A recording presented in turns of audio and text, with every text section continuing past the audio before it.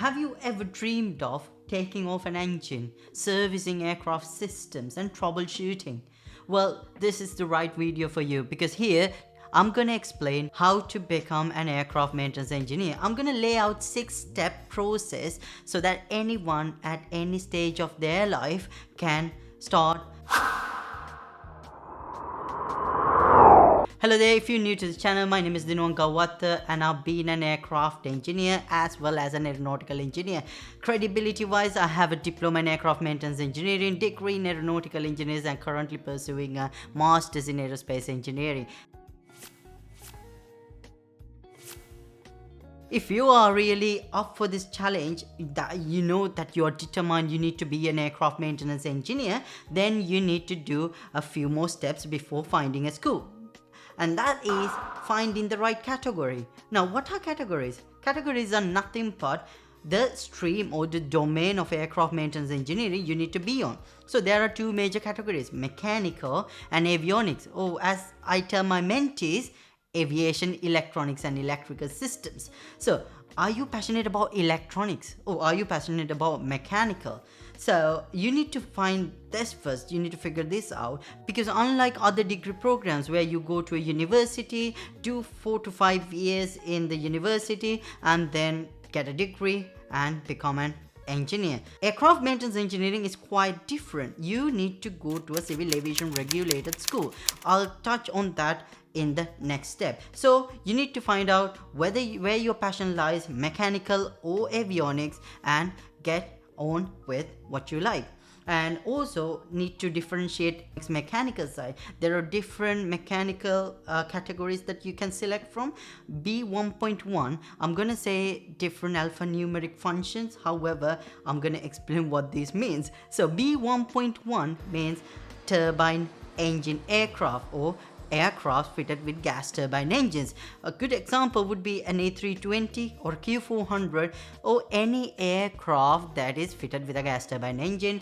You call them B1.1 as a category. And B1.2 is piston engine fitted aircraft, and these can be Cessnas, Beechcraft, or even Pipers. Now some of you might argue, Dino, I want to be a helicopter pilot, what category should I choose? Well, in that case you need to again differentiate whether you want to do B1.3 or B1.4. Now B1.3 is turbine helicopters. Now B1.4 is piston engine helicopters. Now once you select that, let's move to the next stage, schooling. Step number 2 is finding an approved school. Who approves them? The Civil Aviation Authority of your country. For example, if you're someone from South Asia that wants to work in Europe, you might need to consider doing EASA trained programs, because European Union recognize EASA approved courses. Now, if you want to work in your own country, then you need to talk to Civil Aviation Authority of your own country. Okay, and this is where you find the approved schools as well. You can talk to Civil Aviation Authority, or if you scout through the website, they will have a list of Part 147 approved schools. Now again, Part 147 is nothing but another name for an approved school. If you see Part 147, that means, okay, these are my list of schools. Now you need to be cautious. There are schools out there that conducts aircraft maintenance engineering courses but not necessarily approved by the Civil Aviation Authority. For example, let's just say I set up a school and I call it the Aero Launch Aircraft Maintenance Engineering School. I have no approval from the Civil Aviation Authority, but I'm allowed to conduct courses. Now these courses we call a non-approved program or a modular course. But when it is not approved by the Civil Aviation Authority, the only disadvantage is the amount of experience you need to show to obtain your license. I'll get to license in a bit. Now, if you go through a non-approved course, the amount of time extends. If you go through a Part 147, the amount of time or evidence that you need to show in terms of experience reduces. Okay, let's get to categories again. Now, if you want to be a category B1.2 piston engine aircraft, or category B1.4 piston engine helicopters, or there's something called category A license, which is a line mechanics license. These people, if they go to a part 147 approved for their category, they only need 1 year of experience after graduation to obtain their license. But for B2, which is avionics or aviation electronic and electrical systems engineer, or B1.1 gas turbine engine aircraft engineers, or B1.3 turbine helicopters, you need 3 years of experience if you graduated from a part 147. However, if you graduate from the Aero Launch Aircraft Maintenance Institute, you would need 5 years of experience. So that's like 2 years more than what you should do. So it's better to go with a part 147. Always, when you go to a school, ask them, are you a part 147 school, and what approvals you got, from which country you got the approval. That's very important. Step number 3, post graduation, you need to start finding a job. Now, these schools won't necessarily help you with a job because you'll need to find jobs yourself.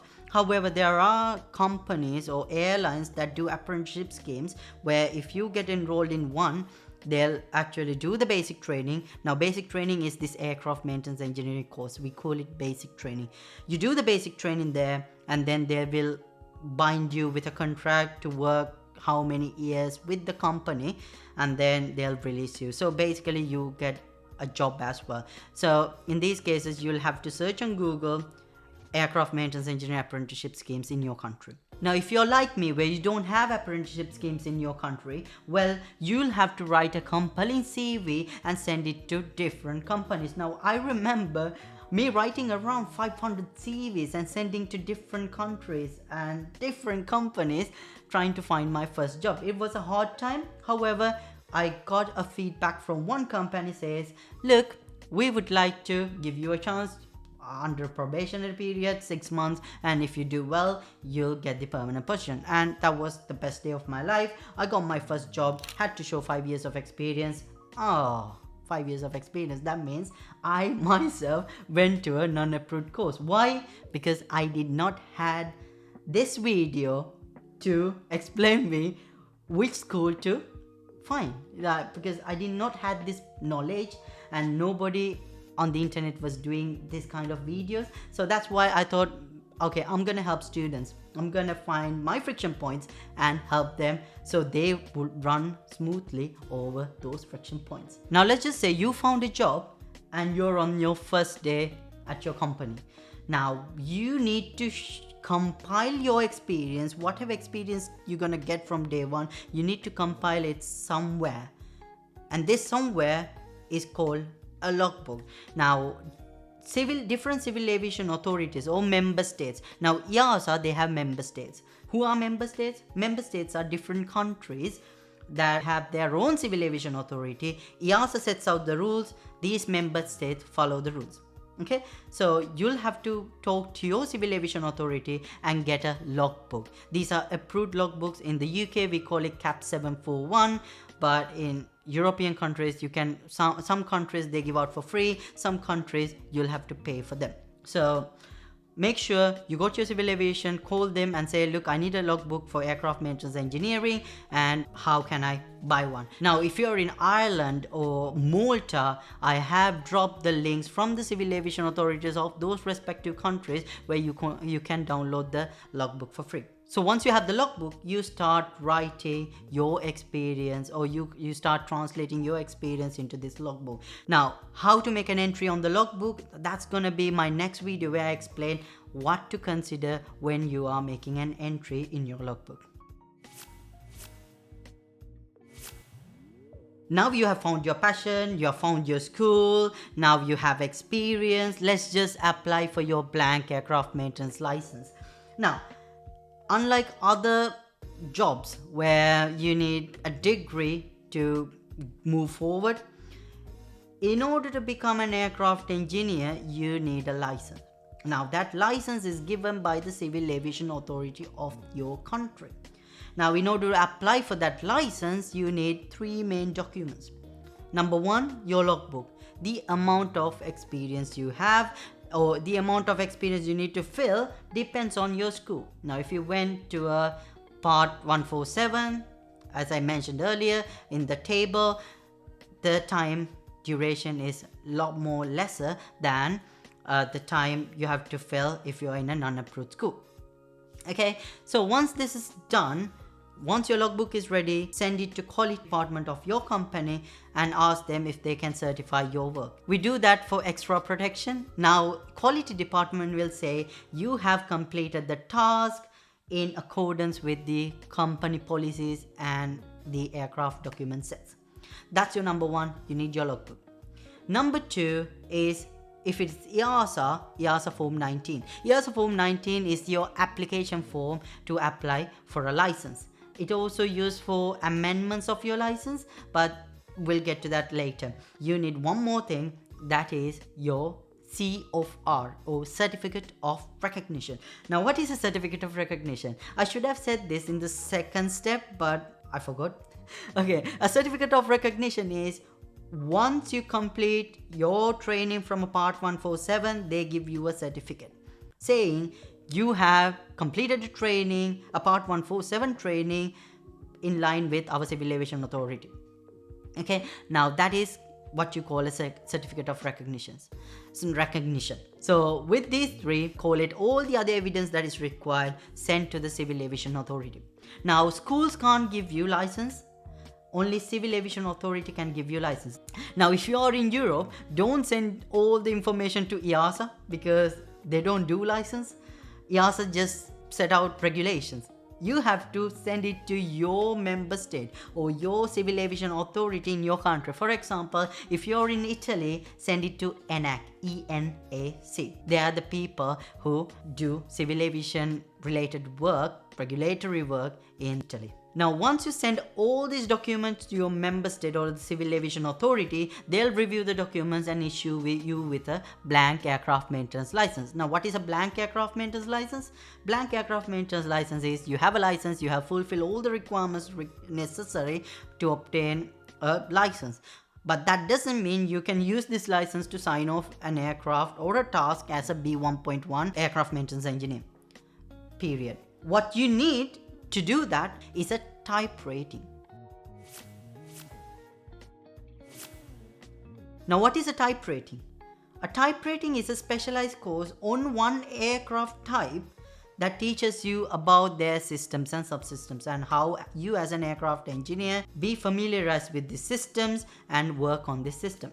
That's basically what a type rating is. Once you completed this type rating course, which should be completed in a part 147 or a competent authority that is approved by the Civil Aviation Authority. Okay, so once you have completed a type rating course, you need to do 2 things to make sure you get a certificate to say, okay, you are type rated now. Number 1 is you need to do a theory exam and you need to do a practical exam. Once these are done, and if this is your first type rating, you need to do an OJT, on the job training, where you will find information from your company or the type rating issuing organization. So once you have that type rating and you have completed your exam, you have completed your practical exams and they have issued you with a type rating certificate, now you need to issue another EASA form 19 if you're in Europe. Why?